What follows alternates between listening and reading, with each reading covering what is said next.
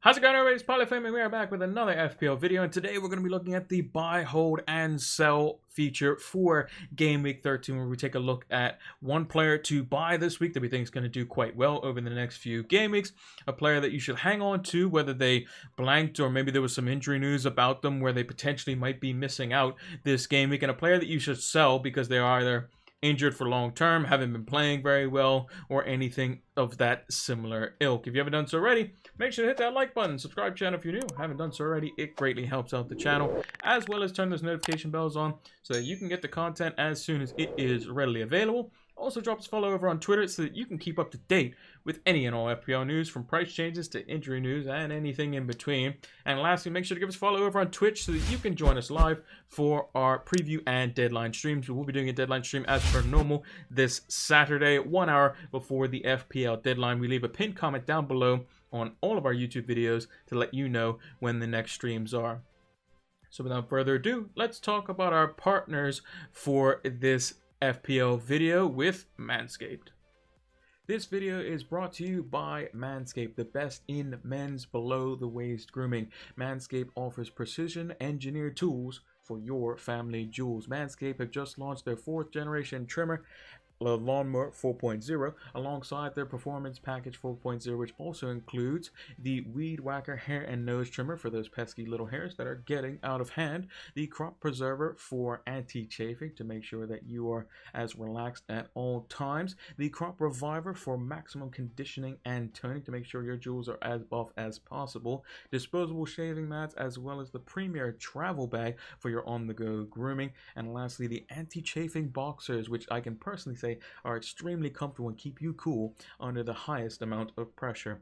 What I found the most impressive is that the Lawnmower 4.0 features ceramic cutting-edge blades to reduce grooming accidents thanks to their advanced skin-safe technology, so you can now have that added security when venturing into uncharted territories.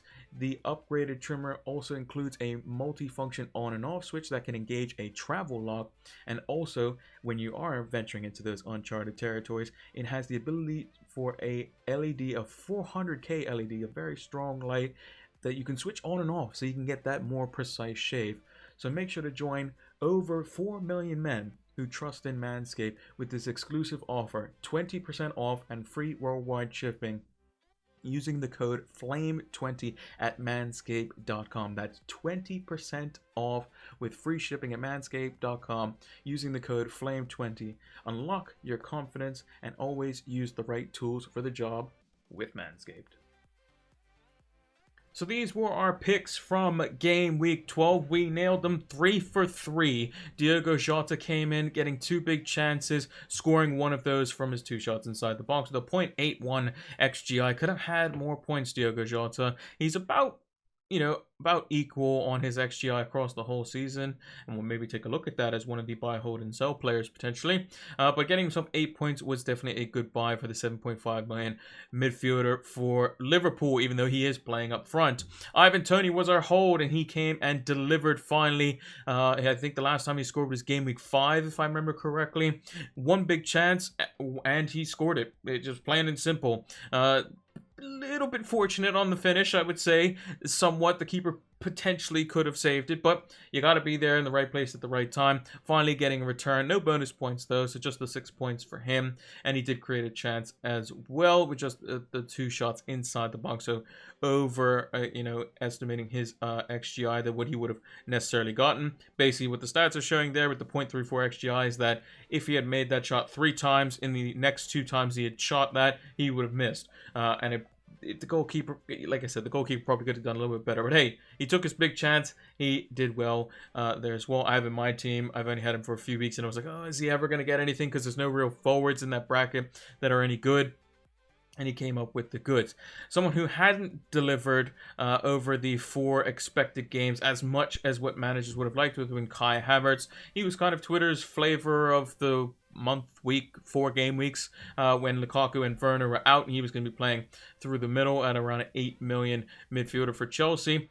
But this week, just the 3 points, no big chances, no chances created, no shots inside the box, 0.06 XGI. And when I was watching the game, they kind of just didn't play to him, which is really weird. They kind of funneled everything around him, which is the reason why his stats were so poor. And it looks like he also may have a hamstring injury as well. But Timo Werner and Romelu Lukaku are back. So if you are a Chelsea fan, you do have someone that's going to fill in that slot while he is potentially out injured. Now, with that being said, let's take a look at our buy for the week. Now, this may be a controversial buy in Harry Kane, who comes at a very hefty price tag of 12.2 million. He's only 10.9% owned, so somewhat of a differential, but is heavily owned in the top 10k, which is where I currently sit at the moment. 1 goal, 1 assist across the whole season, which isn't ideal, but I liked what I saw versus teams on the international break when he was for England, as well as what I saw in the second half of the game versus Leeds, which I think more performances are going to be catered towards that second half versus Leeds, where Kane is a lot more central. He's seeing a lot more of the ball. He's getting more shots inside the 18-yard box within the width of the goal, aka he's shooting somewhere in between the 2 goalposts, which makes it a lot easier to keep the ball on target. And Kane is a very good finisher when he's on form, when he's off form. He's usually very, very good at putting the ball on target at a bare minimum. His stats across the season, 3.80 XGI, so underperforming in that category. But I think once Kane gets one, he can get a bucket load. And I think versus these next 3 teams in Burnley, Brentford, and Norwich, he can definitely inflate his numbers quite quickly. Burnley are not the team of old where they sit back, defend, very difficult to beat. Also, another thing as well, I believe it's James Tarkowski or Ben Mee. I want to say it's Tarkowski, has picked up a 5th yellow card, which means he'll be suspended for this game as well. And typically when Tarkowski and Mee don't play, Burnley are quite bad in most cases. So maybe Kane can pick up something there. Brentford haven't been, the most solid team, and Norwich, as we know, haven't been great all season, although in their last fixture, they did manage to pick up a win. But all things considered, I think these next 3 fixtures, potentially the Brighton game, could be quite good for Harry Kane. He looked to me a lot better than Son as an FPL asset, even given the extra 2.2 million. Kane's the one getting all the shots from what I can tell, at least inside the box. Son's kind of playing more provider alongside the wingbacks as well. Royale and Reguilon, they like to get shots a little bit more from range, but in terms of shots inside the box, which is where you want Harry Kane to be shooting, he's getting the majority of the chances when they get them. So hopefully Conte's team can improve. I'm looking to invest in Kane this week as well, as I'm potentially looking to fill that or like kind of put a Ronaldo-sized character in that role come game week 15. And I think Kane for the next 3 weeks, potentially 4 weeks, depending on how United play under the new interim manager, whatever it may be. Kane could be an easy swap to that if I leave a little bit extra money in the bank. But I think Kane, out of the 2, if I had to pick Kane and Son, it all depends on your team as well. Whether you have, easier transfers to make in midfield, or if you have the ability to, do 2 free transfers and swap Kane into the front line. I think if you had the choice of both, I think you can pick Kane over Son just based on what we've seen thus far, because I think shots inside the box, that's Kane's territory, and hopefully he can get a bunch of them and get back on the score sheet versus these easier, quote-unquote, opposition. Now, with that being said, we do have a Liverpool player that we said to buy last week, but he had a bit of an injury scare. But don't worry, he was back on the bench in the Champions League fixture tonight, and he looks set to start, from what we can tell, going into the weekend. And that player is Diogo Jota. We said to buy him last week, and he had a bit of an injury scare. Not something to be too concerned about. He was back on the bench for the Champions League fixture at home to Porto. Also, Liverpool have another home fixture in the Premier League versus Southampton. And we saw Takumi Minamino fill that role in the team tonight in Liverpool's 2-0 victory. Jota was an unused sub. Origi came on for a bit. So I would potentially think that Jota will start this game versus Southampton and should be fine going into the next few set of fixtures. I think that Everton away Klopp tends to like rotating players a bit if they haven't played in the Merseyside derby. He does that quite a lot. Maybe he might favor Origi in this one, just because of how poor Everton have been, and Origi has scored an important goal in the Merseyside derby before. Maybe Minamino gets a game in here, and they kind of just play Salah or Mane, and then have the big guns on the bench when needed, if they need them in midweek. And then Wolves away is, I would say, probably a lot tougher than the Everton fixture. So I think Jota not coming on, but being on the bench and being available. Even Robertson came on for a little bit just to get his legs, back warmed up, and he'll probably be set to start this weekend. I think that Jota will come straight back in. 5 goals, 1 assist on the season with a XGI of 5.83, which is about par, basically. Jota can be a bit of a frustrating player. 9 big chances in total and only has just over a 50% conversion rate on that one. You would expect them a little bit more on the clinical side, and can be quite frustrating in that matter. With Firmino out potentially until mid to late December from what we're gathering.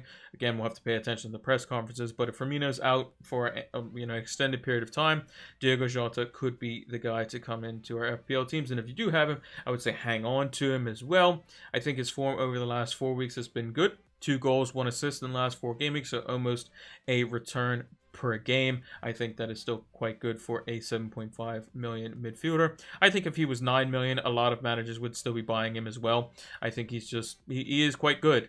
He is the goal scoring player in that team. He brings something different in terms of what Firmino brings. And when I say goal scoring player, I mean he's the one, instead of providing most of the time like Firmino does to Salah and Mane, he kind of puts some of the lion's share, away from them as well, and they're more of a threatening front three, kind of similar to how PSG have Neymar, Mbappe, Messi. They're all like goal scorers in their own mind. Yes, they can create when they need to, but Firmino's like he's more of a provider. He drops off. He's like a false 9. He drops off into the number 10 position, where Jota wants to score. He gets involved in aerial duels so that he can go and head the ball in the back of the net for a smaller guy.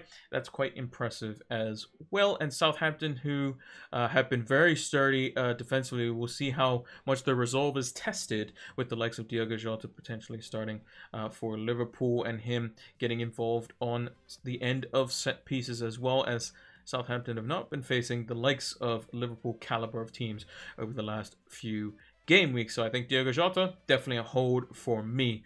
However, one player that a lot of managers have brought in over the past few weeks, I've had him since game week 8.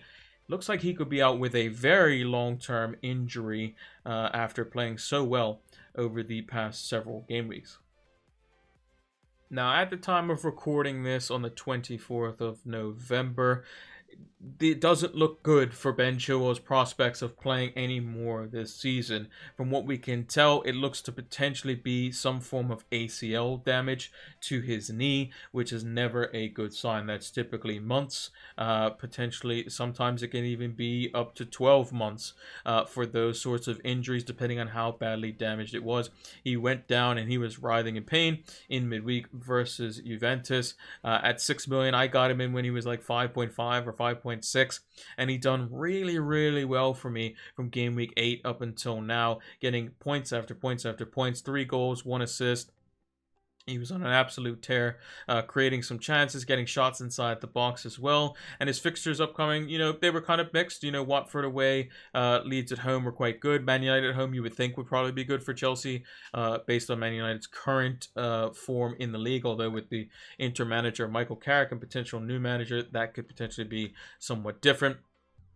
18.8% own of managers are going to have to look at a potential replacement for the Englishman, and is definitely a big blow, because if he's injured for a long period of time, he might not be able to make it back in time for the England squad as well for the World Cup. And I think that's potentially what he's worried about as well as helping out Chelsea this season in their European travels, as well as in the league, because he was playing so well. I think Marcos Alonso probably comes in and takes his place, and I think they may dip into the transfer market potentially to have a suitable backup in the event that Alonso is injured, who also Alonso was had a bit of a knock or something over the last week or two, and is only just coming back in. Azpilicueta was brought on in his stead because I think they were going to take off Reece James initially to rest him a little bit, but he just Tuchel just kind of said, Azpilicueta go play a left wing back just for the time being. The game's basically over because he just wanted to get Azpilicueta some minutes. So I don't think Azpilicueta is going to come in for Ben Chilwell as his replacement. I think Alonso is definitely going to be in there. And I don't think there's been any form of time where both Ben Chilwell and Alonso or either or have been fit and neither of them have played. I think that's never happened under Thomas Tuchel. I could be wrong on that, or it would be very few. You can probably count it on one hand, basically. So Ben Chilwell, yeah, it doesn't look great. I would say wait for Tuchel's press conference. I think they're doing a scan, or they were doing a scan at some point today being Wednesday, 24th. And I think they were waiting on that. So probably by Friday's press conference, we will know. But hopefully for Ben Chilwell, as FPL owners, we're probably going to have to get rid of him. I hope he's, returns back to what he was because, he's a fantastic player to watch. And for his hopes for the England squad, I hope that he recovers back to his best and potentially even better for the English national team. But yeah, a bit unlucky for Ben Chilwell, and we'll have to look for the likes of Rudiger or Marcus Alonso potentially as replacements for him as a sell. But let me know what you think down in the comments below. Who you're going to be buying, who you're going to be holding, and who are you going to be selling for Game Week 13. So if you haven't heard about Fantasy Football Scout, they have a fantastic members area during the regular season. It's £25 for the membership, and that lasts the entire year. And during the off season, they give a 20% discount. But if you have missed that discount, fear not. You can still get the membership for £25, and it's fantastic. You can see the membership area just behind me. You have a bunch of different stats that you can use, powered by Opta stats, and create your own custom tables. You have the Rate My Team tool. You have the season ticker, player comparison tools, a whole array of things that you can use to help elevate your FPL game. So use the link down in the description below so that you can get access to these exclusive tools to help elevate your FPL game. Sign up now. And that's going to do it for our Game Week 13 edition of Buy, Hold, and Sell. If you haven't done so already, make sure to hit that like button, subscribe channel if you're new or haven't done so already. It greatly helps out the channel, as well as turn those notification bells on so that you can get the content as soon as it is readily available. Drop us a follow over on Twitter so that you can keep up to date with any and all FPL news, from price changes to team news, potentially sometimes, and anything in between. As well as give us a follow over on Twitch so that you can see when we go live for our preview and deadline streams. We leave a pinned comment down below on all of our YouTube videos so that you can see when those next streams are. And use the links in the description. Use Flame20 at checkout at manscaped.com so that you can get 20% off and free worldwide shipping on your latest Manscaped order. And check out the Fantasy Football Scout memberships area. It's going to help elevate your FPL game. Thank you all for watching, and until the next one, take care.